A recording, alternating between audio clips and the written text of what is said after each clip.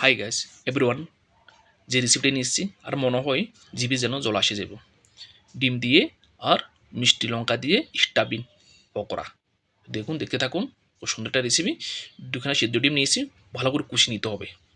কুচানোর পরে নেক্সট আপনি বলেতে রাখা হচ্ছে কাঁচা ধনে পাতা, পেঁয়াজ চপ আর সাথে স্বাদ মতো নুন, কাঁচা লঙ্কা চপ আর লঙ্কার গুঁড়ি পাউডার।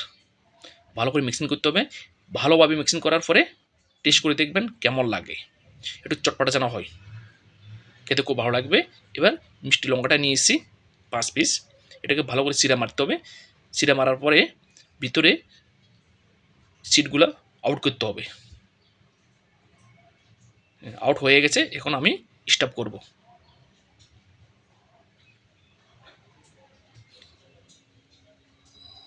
স্টপ হয়ে গেছে, এখন আমি মশলা রেডি করব। মশলার সাথে কী কী অ্যাড করব দেখুন। বেসন ফ্লাওয়ার, সাথে কাশ্মীরি লঙ্কার গুঁড়ি পাউডার, স্বাদ মতো নুন, আদা রসুন পেস্ট, হলদির গুঁড়ি পাউডার, কাঁচা ধনিয়া পাতা কুচানো আর জিরা সিড, চাট মশলা। পরিমাণ হিসাবে একটু জল অ্যাড করবেন। ভালো করে হাত দিয়ে মিক্স করতে হবে, যেন দানা দানা যেন না থাকে। পরে মিক্সিং করতে হবে, ফিনিশিং করতে হবে। চলো ভাই, ফিনিশিং হয়ে গেছে। নেক্সট আমি দুখানা লেবুর রস অ্যাড করবো।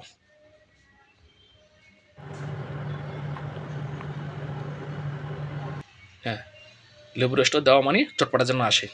এখন আমি বেসন ভিতরে এটাকে ডুবাবো, ডুবিয়ে নিয়েছি। নেক্সট আমি এখন তেলে ফ্রাই করব। তেলের জন্য সাদা তেল অ্যাড করবো 1 কেজি, মানে 1 লিটার। এখন আমি ফ্রাই করছি, ক্রিসপি টাইপ হবে, একদম ক্রিসপি টাইপ। চলো ভাই, ফ্রাই হয়ে গেছে। এখন আমি পিক আপ করবো। এটা যে কোনো সন্ধ্যার সময় স্ন্যাক্স আইটেম খাইতে খুব ভালো লাগবে। নতুন রেসিপি আমার। সাথে একটু চাট মশলা অ্যাড করবেন, আর সাথে একটু পুদিনা চাটনি আর টমেটো চাটনি। একদম চটপটা, খেতে খুব ভালো লাগবে। যদি ভালো হয় অবশ্যই ছোটো ভাই সামনে আমাকে একটা লাইক, একটা কমেন্ট করবেন। পাশে থাকবেন, সাপোর্ট করবেন। আরও নতুন নতুন ভিডিও নিয়ে আসতে পারবো। Thank you, welcome.